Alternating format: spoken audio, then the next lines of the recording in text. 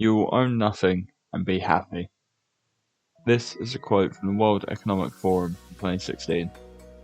Its original meaning was a hypothetical about a future of shared public ownership rather than individualistic ownership. But now, this has seemingly taken on a new meaning, the rise of digital ownership. This myth of digital ownership has really not been able to get out of my head after the CSGO market crashed a few weeks ago. After an update, and over $2 billion of value was lost overnight. Now, I've never played Counter-Strike, and I don't know much about it beyond it being a attack shooter, but I'm fairly sure the market is literally just made up of weapon camos and no skins that only really look good in the game and do absolutely nothing outside of it. People treat these skins like they're some kind of investment, invested into a currency, share of a business. Except this market is indirectly fully controlled by Valve. They literally fully control the supply of skins, and quite easily just take away these skins from the people who think they own them. And when the servers eventually go down, what are the skins going to be worth then?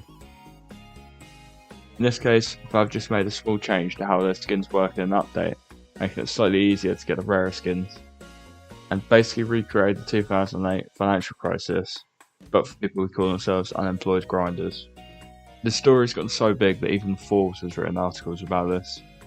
Thinking about it this way just had me question how these CSGO investments were any different to that whole NFT craze that mental people were into a few years ago. They're both just a collection of pixels, a pump of data stored in some random server in China somewhere. The only purpose of this being to say that you own it and show it off to other people. At least with CSGO skins, you might be able to trick someone into buying them in 2025. The market cap for NFTs is currently 3.5 billion, whereas the market cap for CSGO skins is 4.1 billion post-crash. So I think that sort of speaks for itself. A few years ago, NFTs were positioned as a massive technological advancement and a new innovation in digital ownership, but just look at them now. Of course, CSGO isn't the only game with Steam Marketplace integrated. There's a bunch of different games that would just randomly give you items that you can sell in the Steam Marketplace. The only real experience I had with the Steam Marketplace is selling a sticker I got from Spelunky for 30p, which was nice to have when I bought Balatro. But the marketplace has always just been interesting to me. While some individual games have it, Steam is the only online storefront to have a marketplace for in-game items. This has led to the emergence of games like Egg and Banana, which are basically just nothing but Steam item farms. First I heard of these when Banana came out, and for some reason people were actually playing it. It's literally just a free cooker game, which never develops or changes, but last year it became one of the most played Steam games, because eventually it will randomly drop you a new banana skin. Most of these skins are worth absolutely nothing, but some of them are somehow attributed with more value than what I earned in a week, and so people were obviously chasing these. Obviously all of these banana skins do even less than your CSGO skins, because only you can see them, and they're in a game that nobody actually cares about. I've never downloaded this because I'm still not sure that it's not a crypto miner or a virus or doing something dodgy to my computer. But after a little bit of researching, it looks like these games literally only exist for the sales on Steam's marketplace. Even though most of the money for an item sale goes to the seller, there's still a sizable chunk that goes to Steam, and more importantly, the game's publisher. So the Banana developers quickly slapped together something that could be called a game by the loosest definition.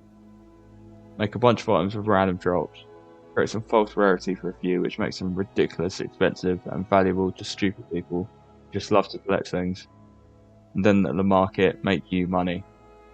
You literally own these banana skins so that you can make someone else money. But the myth of digital ownership is never more obvious than when it comes to digital gaming storefronts.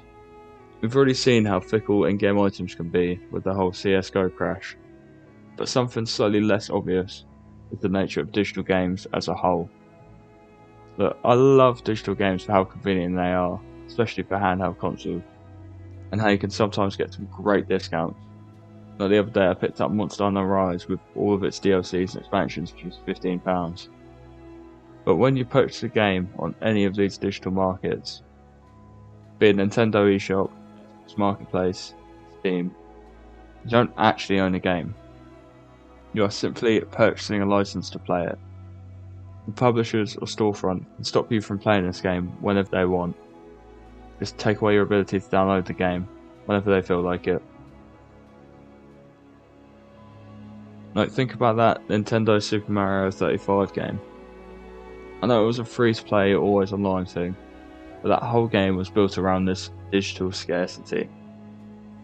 The game was only playable for a few months, and at the end of the time frame, it was removed from the eShop and the servers were permanently shut down. Then the digital storefronts are just shut down.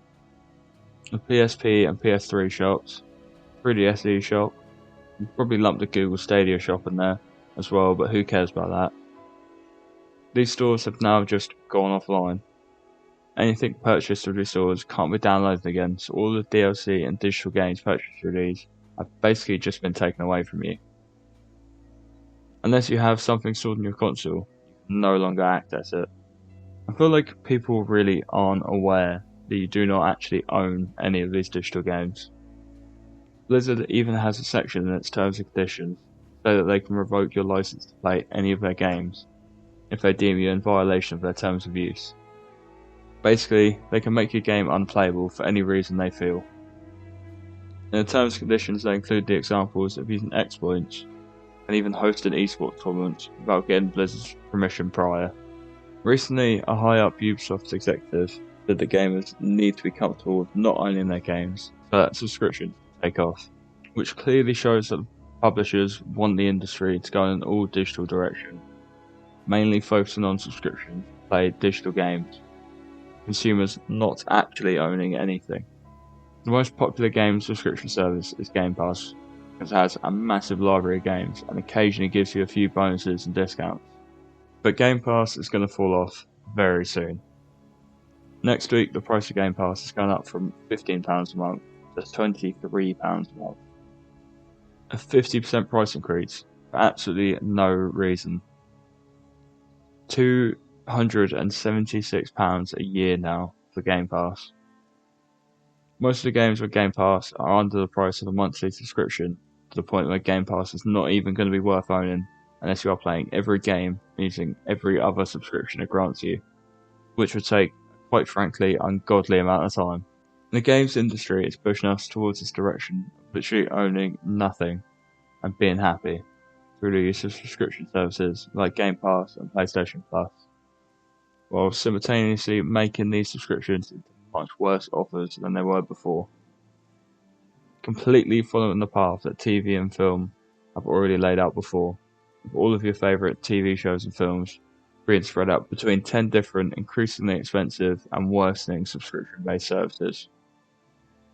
Think about how many of your favourite films and TV shows from recent years that you can say that you own and can enjoy without an internet connection.